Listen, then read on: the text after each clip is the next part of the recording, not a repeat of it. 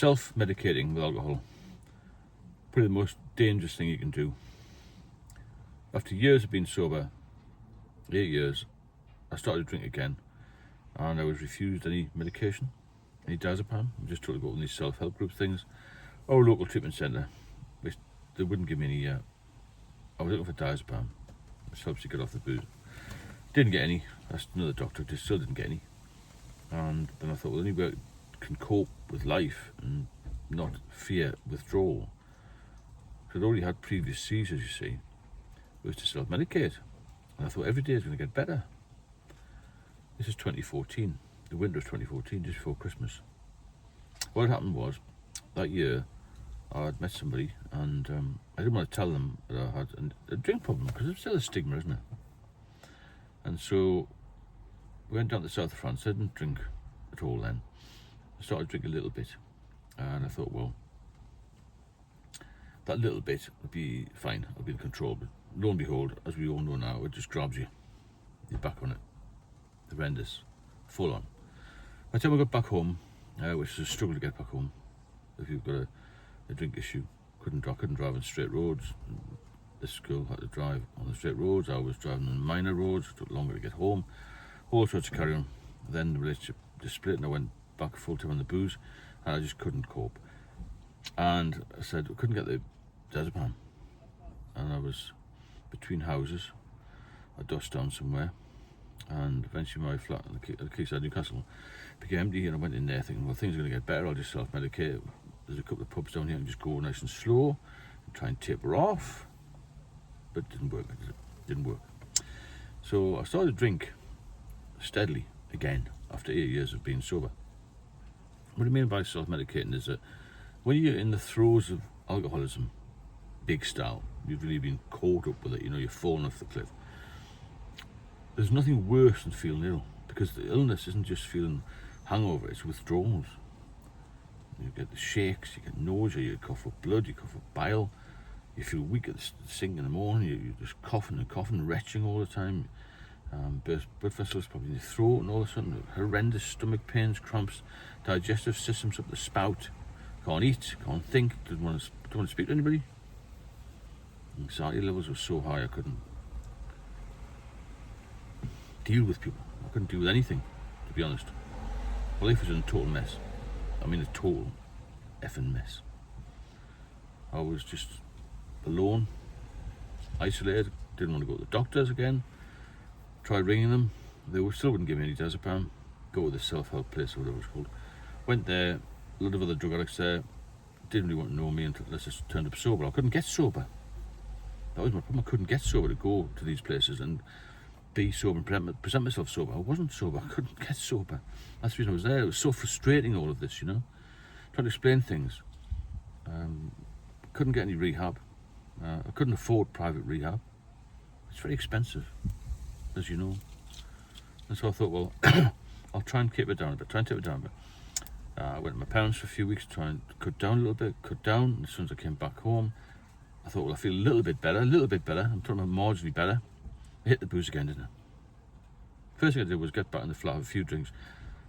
I felt better, and went to the pub. Got a taxi down there, so the lads who I don't associate with now, they also be very jealous of the fact that I got sober. Then I had a spell in Manchester with my daughter, a few weeks down there. I was still getting a box of Star. I was trying to get off it a bit. Sleeping on her sofa wasn't ideal. She's moved down there, all sorts of carry on down there. I would cut down, then build up again. She got to bed, I'd just go have a few bottles. It's like when you have a couple of bottles, you think, I might as well finish the box now. Fucking horrendous. I started medicating again. I felt myself getting weaker, but I just thought, tomorrow's going to be a better day. You always think tomorrow will be a better day. And tomorrow was never a better day. Never. I had a couple of minor accidents. I didn't go to the doctors because I was frightened to go to the doctors in case they took me in the hospital at that point. And I was past the point of no return, really. I knew they weren't going to give me any Diazepam. I knew they wouldn't. They took me in the hospital. It would just be like a very go to A&E and sort you the burnout in your foot or something. It was nonsense, really. I dropped some plaster on my foot twice. Terrible burns. I got some friends to drop some bandages off. I was getting Diet drink to bring me drinks in the middle of the night. I had such bad anxiety, I couldn't open any pores, couldn't speak to anybody. I had rats in the flat, all this sort of thing. And I was still self-medicating, trying to get through the day, thinking every day is going to be better, but every day got worse, much worse. And I was going mad. That's the thing with me. My anxiety was at such a level, I just couldn't cope. I could not cope with life. And I became a recluse, to be honest.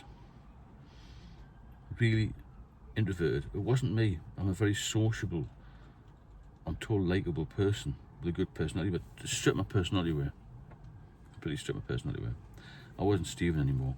I was some dark, grey, wizened, underweight,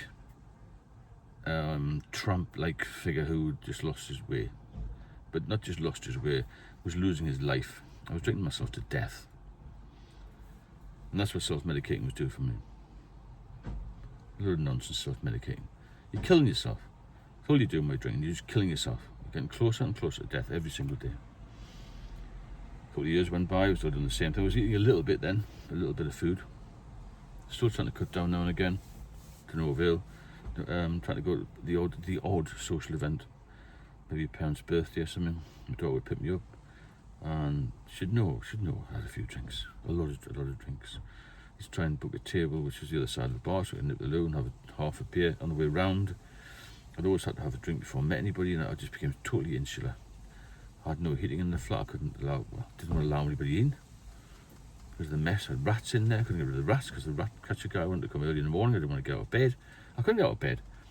Stinking bed sheets, pee bucket next to the bed, cans of Stella next to the bed. So I didn't want to stand up without having a drink. I felt so weak. I used to fall down sometimes, bang my head, and I had broken ribs. I didn't eat anything. I was like a skeleton.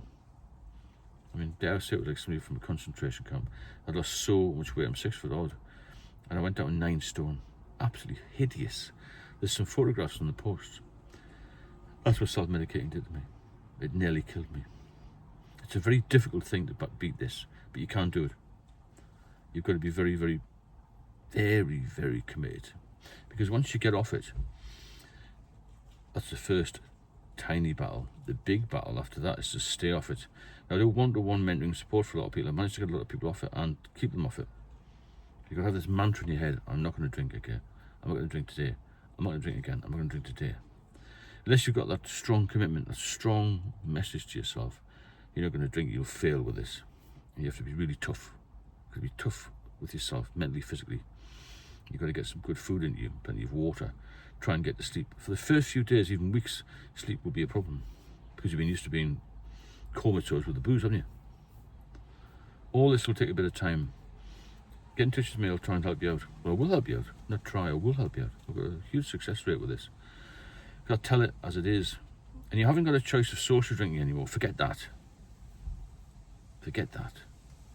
You either stop drinking as soon as you can and live a bit longer and live a good quality of life, a better quality of life, or you'll drink yourself to death. It's as simple as that. There's no halfway house here, and I'll show you how to do it. There's a link in the description of all the videos. My number's all over the place. Don't be shy. If you need some help, get in touch. I'll sort you out. I've got an ebook out as well. I do lives at night. I'm doing this all the time, trying to help people. Don't get me wrong, I've helped quite a few. And it is hard work for me, but I don't mind, because I don't want anybody to get in the situation I was in when I nearly died. It doesn't get any better. When you're drinking, your body is going to collapse, your liver is going to collapse, your heart's going to collapse. People always think immediately of alcoholics, oh, they've got liver disease. Alcoholics die from cancers. Alcoholics die from pancreatitis, it's a massive killer. Alcoholics die from heart attacks and strokes. Alcoholics die from suicides and accidents. And the figures were the highest ever last year in the UK for alcohol-related deaths from any cause. We're in a mess. I've been overseas quite a bit this year with my partner, just to Central Europe. Nobody drinks like we do in the UK as a culture. You know, it's madness, isn't it? People go on holiday here, and you say, what was the holiday like? They go, it was only £1.50, it was only €1 for a pint. They don't say they've been to the hills on a motorbike or whatever, or they've been to a wonderful beach, or they've seen a lovely cove, or they went on a boat trip. They say, oh, I had a fantastic, 10 pint bloody for £5 all this sort of thing. Went somewhere, there was a club there that he charged me 50 bloody euros for all day drinking and all that. We quantify our holidays by the price of alcohol. It's absolutely crazy. I'll speak to you all soon, and I'll be on at 9 o'clock tonight. Take care.